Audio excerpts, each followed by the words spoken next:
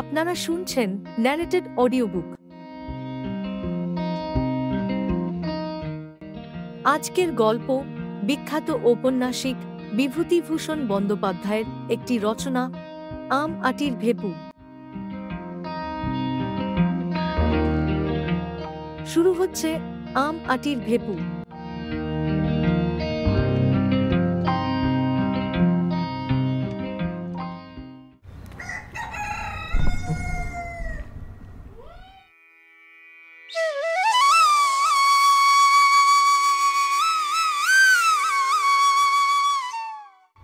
সকালবেলা ৮টা কি ৯টা।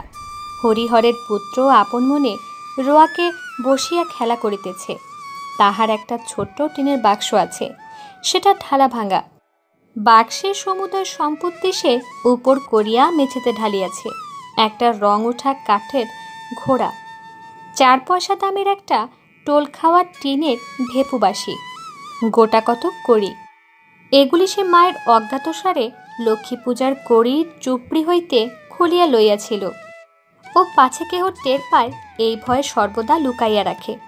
একটা 2 পয়সা দামের পিস্তল, কতগুলো শুকনো নাটা ফল, দেখিতে ভালো বলিয়া তাহার দিদি কোথা হইতে অনেকগুলো কুড়াইয়া আনিয়াছিল। কিছু তাহাকে দিয়াছে, কিছু নিজের পুতুলের বাক্সে রাখিয়া দিয়াছে। খান কত খাপড়ার কুচি। গঙ্গা যমুনা খেলিতে এই খপড়াগুলির লক্ষ্য অব্যর্থ বলিয়া বিশ্বাস হওয়ায় সে এগুলি সযত্নে বক্সে রাখিয়া দিয়াছে। এগুলি তাহার মহামূল্যবান সম্পত্তি। এতগুলি জিনিসের মধ্যে সবে সে টিনের বাঁশিটা কয়েকবার বাজাইয়া সেটির সম্বন্ধে বিগত কৌতূহল হইয়া তাহাকে একপাশে রাখিয়া দিয়াছে। কাঠের ঘোড়া নাড়াচাড়া করা হইয়া গিয়াছে, সেটিও একপাশে পিজরা পোলের আসামি ন্যায় পড়িয়া আছে। বর্তমানে সে গঙ্গা যমুনা খেলিবার খাপড়াগুলিকে হাতে লইয়া মনে মনে দাওয়ার উপর গঙ্গা যমুনার ঘর আঁকা কল্পনা করিয়া চোখ বুঝিয়া খপড়া ছুঁইয়া দেখিতেছে তা ঠিক হইতেছে কিনা। এমন সময় তাহার দিদি দুর্গা উঠানের কাঁঠালতলা হইতে ডাকিল, অপু, ও অপু। সে এতক্ষণ বাড়ি ছিল না, কোথা হইতে এইমাত্র আসিল। তাহার স্বর একটু সতর্কতা মিশ্রিত। মানুষের গলার আওয়াজ পাইয়া অপু কলের পুতুলের মতো লক্ষ্মীর চুপড়ির কড়িগুলি তাড়াতাড়ি লুকাইয়া ফেলিল। পরে বলিল, কি রে দিদি? দুর্গা হাত নাড়িয়া ডাকিল, আয় এদিকে শোন। দুর্গার বয়স 10-11 বছর হইবে। গরম পাতলা পাতলা, রং অপুর মতো অতটা ফর্সা নয়, একটু চাপা, হাতে কাচের চুড়ি, পরনে ময়লা কাপড়, মাথার চুল রুক্ষ, বাতাসে উড়িতেছে। মুখের গড়ন মন্দ নয়, অপুর মতো চোখগুলি বেশ ডাগর ডাগর। অপু রোয়াক হইতে নামিয়া কাছে গেল, বলিল, কে রে? দুর্গা হাতে একটা নারিকেলের মালা, সেটা সে নিচু করিয়া দেখাইল। কতগুলি কচি আম কাটা। সুর নিচু করিয়া বলিল, মা ঘাট থেকে আসেনি তো? অপু ঘাড় নাড়িয়া বলিল, হুম। দুর্গা চুপি চুপি বলিল, একটু তেল আর একটু নুন নিয়ে আসতে পারিস? আমের কুশি জারাবো। অপু আহ্লাদের সহিত বলিয়া উঠিল, কোথায় পেলি রে দিদি?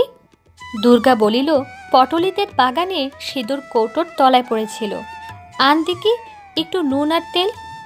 অপু দিদির দিকে চাহিয়া বলিল, তেলের ভার ছুলে মা মারবে যে, আমার কাপড় যে বাসি, তুই যা না শিগগিরি করে। মার আসতে এখনো ঢের দেরি, খাড় কাস্তে গিয়েছে, শিগগিরি যা। অপু বলিল, নারিকেলের মালাটা আমায় দে, ওতে ঠেলে নিয়ে আসবো।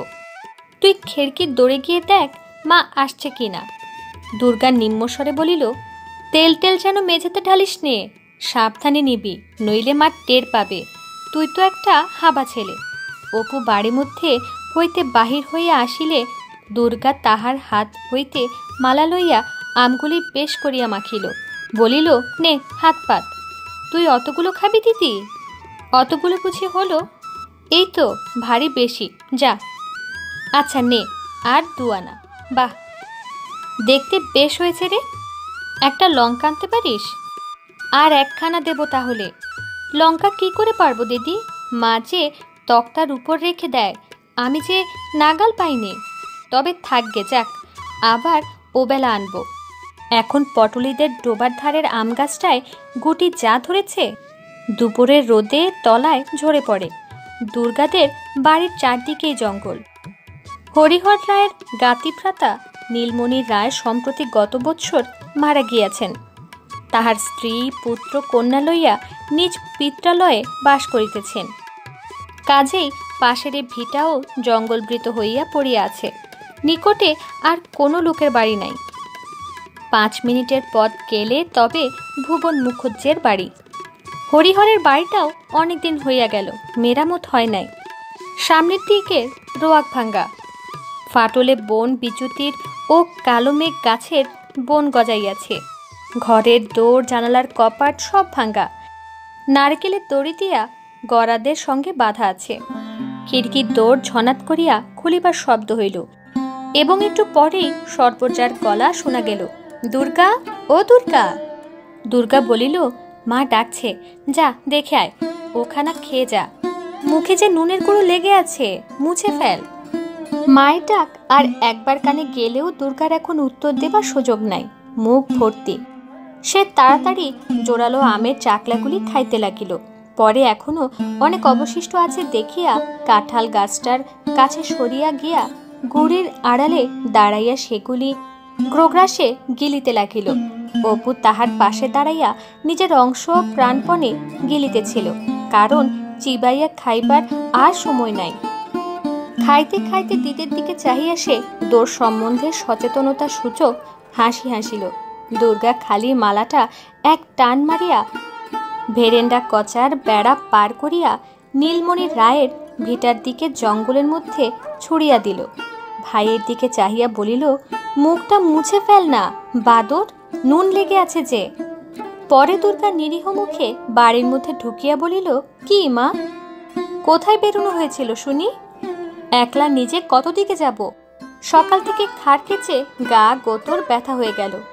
একটুখানি কুটো গাছটা ভেঙে দুখানা করে নেই। কেবল পাড়ায় টোটো টোকলা সেধে বেড়াচ্ছেন। সে বাদর কোথায়? অপু আসিয়া বলিল, মা খিদে পেয়েছে। রোসো রোসো, একটুখানি দাঁড়াও বাপু, একটুখানি হাফ জিরোতে দাও। তোমাদের রাত দিন খিদে আর রাত দিন ফাইফারমোস। ও দুর্গা, দেখ তো বাছুরটা হাঁক পাচ্ছে কেন? খানিকটা পরে সর্বজয়া রান্নাঘরে দাওয়ায় বটি পাতিয়া শশা কাটিতে বসিল। অপু কাছে বসিয়া পড়িয়া বলিল, আর একটু আটা বের করো না মা, মুখে বড্ড লাগে। দুর্গা নিজের ভাগ হাত পাতিয়া লইয়া সংকোচিত সুরে বলিল, চাল ভাজা নেই মা? অপু খাইতে খাইতে বলিল, চিবনো যায় না, আম খেয়ে দাঁত টকে। দুর্গার ভ্রুকুটি মিশ্রিত চোখ টেপায় বাধা পাইয়া তাহার কথা অর্ধপথেই বন্ধ হইয়া গেল। তাহার মা জিজ্ঞাসা করিল, আম কোথায় পেলি? সত্য কথা প্রকাশ করিতে সাহস না পাইয়া অপু দিদির দিকে জিজ্ঞাসা সূচক দৃষ্টিতে চাহিল। সর্বজয়া মেয়ের দিকে চাহিয়া বলিল, তুই ফের এখন বেরিয়েছিলি বুঝি? দুর্গা বিপন্ন মুখে বলিল, ওকে জিজ্ঞেস করো না, আমি এই তো এখন কাঁঠাল তলায় দাঁড়িয়ে, তুমি যখন ডাকলে তখন তো। স্বর্ণ গোয়ালিনী গাই দুহিতে আশায় কথাটা চাপা পড়িয়া গেল। তাহার মা বলিল, যা বাছুরটা ধরতে যা। ডেকে সারা হলো, কোমলে বাছুর। ও স্বর্ণ, এত বেলা করে এলে কি বাঁচে? একটু সকাল করে না এলে এই তেতপ্পর পর্যন্ত বাছুর বাঁধা। দিদির পেছনে পেছনে অপু দুধ ধোয়া দেখিতে গেল। সে বাহির উঠানে পা দিতেই দুর্গা হাতার পিঠে দুম করিয়া নির্ঘাত এক কিল বসাইয়া দিয়া কহিল, লক্ষ্মী ছাড়া বাদর। পরে মুখ ভাঙাইয়া কহিল, আম খেয়ে তার টকে গিয়েছে, আবার কোনোদিন আম দেব, খেয়েও ছাই দেব। এই অবেলায় পটলিদের কাকুরতলির আম কুড়িয়ে এনে জারাবো, এত বড় বড় গুটি হয়েছে, মিষ্টি যেন গুড়। দেব তোমায়, খেয়েও এখন। হাবা একটা কোথাকার, যদি এইটুকু বুদ্ধি থাকে। দুপুরে কিছু একটা পরে হরিহর কাজ সারিয়া বাড়ি ফিরিল। সে আজকাল গ্রামের অন্নদা রায়ের বাটিতে গোমস্তার কাজ করে। জিজ্ঞাসা করিল, অপুকে দেখছি নে? সর্বজয়া বলিল, অপু তো ঘরে ঘুমুচ্ছে। দুর্গা বুঝি সেই খেয়ে বেরিয়েছে। সে বাড়ি থাকে কখনো? দুটো খাওয়ার সঙ্গে যা সম্পর্ক, আবার সেই খিদে পেলে তবে আসবে। কোথায় কার বাগানে কার আমতলায় জামতলায় ঘুরছে। এই ৩৪ মাসের রোদ্দুরে ফের দেখো না এই জ্বরে পড়লো বলে। এত বড় মেয়ে বলে বোঝাবো কত? কথা শোনে না কানে নেয়। একটু পরে হরিহর খাইতে বসিয়া বলিল, আজ 10 খরায় তাগাদার জন্য গেছিলাম, বুঝলে? একজন লোক খুব মতব্বর, 5টা 6টা গোলা বাড়িতে, বেশ পয়সাওয়ালা লোক। আমায় দেখে দণ্ডবধ করে বললে, দাদা ঠাকুর আমায় চিনতে পাচ্ছেন? আমি বললাম, না বাপু, আমি তো কই। বললে, আপনার কর্তা থাকতে তখন তখন পূজা আচ্চায় সব সময় তিনি আসতেন, পায়ের ধুলো দিতেন। আপনারা আমাদের গুরুতল্য লোক। এবার আমরা বাড়ি শুদ্ধ মন্তর নেব ভাবছি, তা আপনি যদি আজ্ঞে করেন তবে ভরসা করে বলি। আপনি কেন মন্তরটা দেন না? তা আমি তাদের বলেছি আজ আর কোনো কথা বলবো না। ঘুরে এসে 2-1 দিনে বুঝলে। সর্বজয়া ডালের বাটি হাতে দাঁড়াইয়াছিল, বাটি মেঝেতে নামাইয়া সামনে বসিয়া পড়িল। বলিল, হ্যাঁ গো, তা মন্দ কি? দাও না ওদের মন্তর, কি জাত? হরিহর সুর নামাইয়া বলিল, বলো না কাউকে, সৎগোপ। তোমার তো আবার গল্প করে বেড়ানোর স্বভাব, আমি আবার কাকে বলতে যাব? তা হোক গে সব গোপ, দাও গিয়ে দিয়ে। এই কষ্ট যাচ্ছে, ওই রায়বাড়ির 8 টাকা ভরসা, তাও 2-3 মাস অন্তর তবে দেয়, আর এদিকে রাজ্যের দেনা। কাল ঘাটের পথে সেজ ঠাকরুন বললেন, বৌমা, আমি বন্ধক ছাড়া টাকা ধার দিইনি, তবে তুমি অনেক করে বললে বলে দিলাম। আজ 5 মাস হয়ে গেল, টাকা রাখতে পারবো না। এদিকে রাধা বষ্টমের বউ তো ছিঁড়ে খাচ্ছে, দুবেলা তাগাদা আরম্ভ করেছে। ছেলেটার কাপড় নেই, 2-3 জায়গায় সেলাই। বাছা আমার তাই পরে হাসি মুখে নেচে নেচে বেড়ায়। আমার এমন হয়েছে যে ইচ্ছে করে একদিকে বেরিয়ে যাই।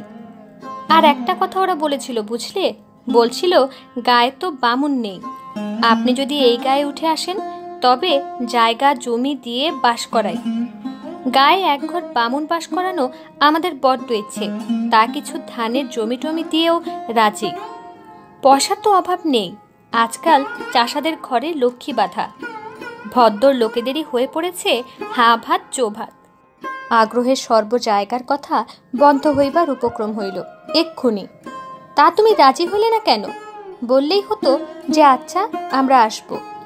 ওরকম একটা বড় মানুষের আশ্রয় এ গায়ে তোমার আছে কি? শুধু ভিটে কামড়ে পড়ে থাকা। হরিহর হাসিয়া বলিল, পাগল, তখনই কি রাজি হতে আছে? ছোট লোক ভাববে ঠাকুরের হাড়ি দেখছি শিখে উঠেছে। ওতে খেলে হয়ে যেতে হয় তা নয়। দেখি একবার চুপি চুপি মজুমদার মশাইয়ের সঙ্গে পরামর্শ করে। আর এখন ওট বললেই কি ওঠা চলে? সব বেটা এসে বলবে টাকা দাও, নইলে যেতে দেব না। দেখি পরামর্শ করে কিরকম দাঁড়ায়। এ সময় মেয়ে দুর্গা কোথা হইতে পা টিপিয়া টিপিয়া আসিয়া বাহিরের দুয়ারে আড়াল হইতে সতর্কতার সহিত একবার উকি মারিল এবং অপর পক্ষ সম্পূর্ণ সজাগ দেখিয়া ওধারে পাঁচিলের পাশ বাহিয়া বাহির বাটির রোয়াকে উঠিল। দালানের দুয়ার আস্তে আস্তে ঠেলিয়া দেখিল উহা বন্ধ আছে। এদিকে রোয়াকে দাঁড়ানো অসম্ভব, রৌদ্রের তাপে পা পুড়িয়া যায়। কাজেই সে স্থান হইতে নামিয়া গিয়া উঠানের কাঁঠাল তলায় দাঁড়াইল। রৌদ্রে বেড়াইয়া তাহার মুখ রাঙা হইয়া উঠিয়াছে। আঁচলের খুঁটে কি কতগুলো যত্ন করিয়া বাঁধা। সে আসিয়াছিল এজন্য যে যদি বাহিরের দুয়ার খোলা পায় এবং মা ঘুমাইয়া থাকে তবে ঘরের মধ্যে চুপি চুপি ঢুকিয়া একটু শুইয়া লইবে। কিন্তু বাবার, বিশেষত মার সামনে সম্মুখ দুয়ার দিয়া বাড়ি ঢুকিতে তাহার সাহস হইল না। উঠানে নামিয়া সে কাঁঠাল তলায় দাঁড়াইয়া কি করিবে ঠিক করিতে না পারিয়া নিরুৎসাহ ভাবে এদিক ওদিক চাহিতে লাগিল। পরে সেখানেই বসিয়া পড়িয়া আঁচলের খুঁট খুলিয়া কতগুলি শুকনো রওড়া ফলের বিচি বাহির করিল। খানিকক্ষণ চাহিয়া থাকিয়া সে আপন মনে সেগুলি গুনিতে আরম্ভ করিল। 1, 2, 3, 4, 26টা হইল। পরে সে 2-3টা করিয়া বিচি হাতের উল্টা পিঠে বসাইয়া উঁচু করিয়া ছুড়িয়া দিয়া পরে হাতের সোজা পিঠ পাতিয়া ধরিতে লাগিল। মনে মনে বলিতে লাগিল, অপুকে এগুলো দেব, আর এগুলো পুতুলের বাক্সে রেখে দেব। কেমন বিচিগুলি তেল চুপচুপ করছে, আজই গাছ থেকে পড়েছে। ভাগ্যিস আগে গেলাম, নইলে সব গৌরতে খেয়ে ফেলে দিত। ওদের রাঙ্গি গাইটা একেবারেই রাক্ষস, সব জায়গায় যাবে।